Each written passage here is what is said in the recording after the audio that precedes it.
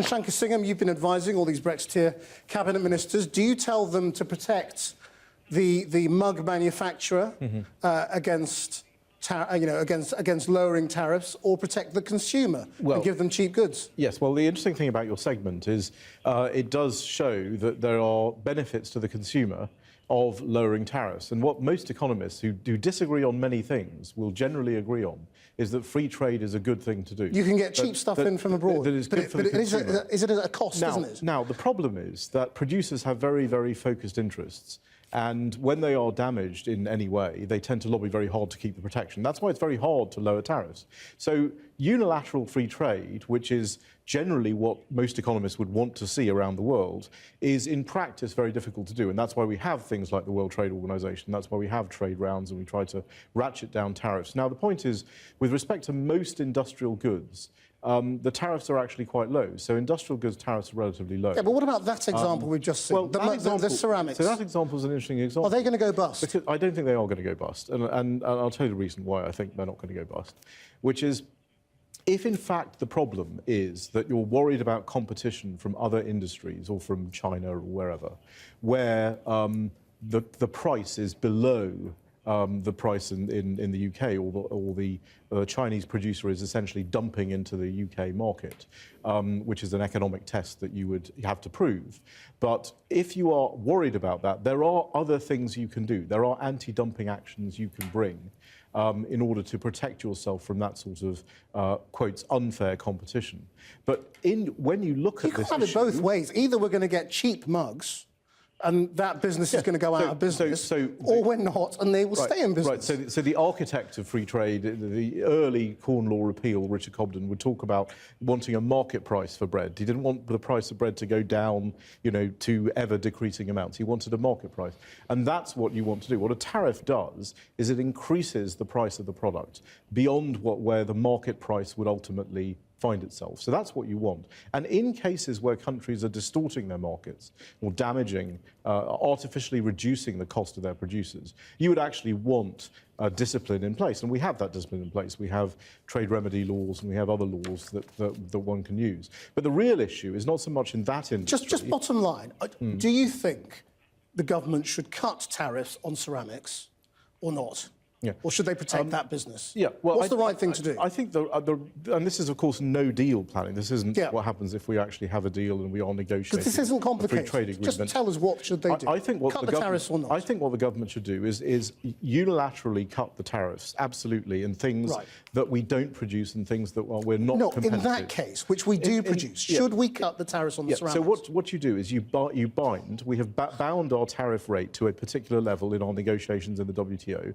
which is the common external tariff, which is that 12% tariff. Okay. And then we can apply a lower rate as long as we do that. I don't think I'm going to get an answer from you, but let me go to Dmitry Grozoubinski. Dmitry, we just had this example here of the ceramics factory. They are scared of tariffs being cut to zero. It could put them out of business and cost those jobs. Should we worry more about them or the consumer who could be facing other economic difficulties in a no-deal Brexit and is worried about their household spend? Well, there are a couple of things to keep in mind.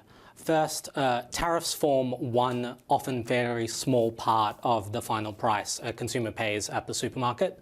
So expecting a 12% price drop from a 12% tariff cut is unrealistic. Second, the anti-dumping that Shanker talks about applies only if China, for example, is shipping us ceramics at less than what they cost in China, which isn't really what I think the factory in your segment is concerned about. And third, I think what this demonstrates is that this is all incredibly complicated and it needs to be done on the basis of consultations.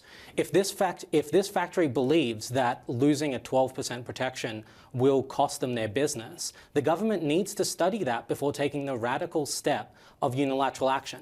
And if ultimately they decide to take that step, They should consider the human cost. They should consider how long to do it over, whether to do it all at once or step by step, what other policies they can put in place to protect those workers, to help that community that might rely on those ceramic factories for their entire community to make economic sense. To do this on the basis of kind of ideological constructions or broad economic models that say, oh, economists agree this is the right thing to do. I also think that ultimately, from an economics perspective, from an efficiency perspective, it might be the right thing to do. But this is not something to do fast, and this is not something to do without very, very careful consultation and calculations. Is this going to cost jobs in Britain if there are wide-ranging cuts in tariffs? Because, the government has to balance, it promised there would be some sort of Brexit dividend. Some good thing would come out of Brexit, and it might be some cheap goods or cheap food. Is that going to cost British jobs?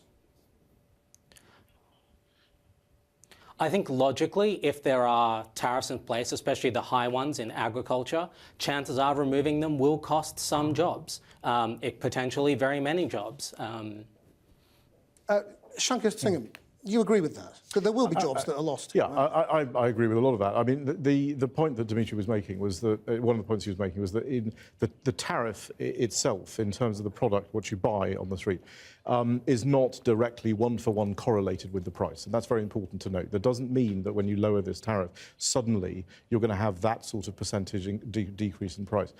For industrial goods and for these sorts of products, I don't think that a reduction of this tariff... Now, we all want to do it in a trade agreement context. We all want to gradually reduce these tariffs. We don't want to be in a no-deal situation where we're forced to do things to keep prices down for consumers. But the major issue is not in this industry. The major issue is in agriculture, where the tariffs are very high.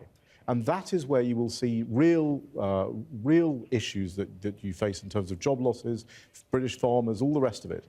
And what I've suggested in that context is that what we want to do is lower the tariffs to zero for products we don't produce and that we don't have competitive production. But protect the farmers? Well, not necessarily. So actually open up, perhaps, the agricultural import quota for things like beef and dairy. We've got to leave it there, I'm afraid. We'll have another conversation about farmers at another time, but thank you very much indeed. I'm sorry we're out of time. Shanker Singham, Dmitry Grozoubinski, thank you both.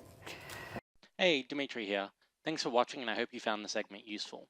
For more trade and negotiations content, check out our website, ExplainTrade.com, or follow me on Twitter @DmitriOpines. Links will be in the description below, because no one actually types URLs anymore.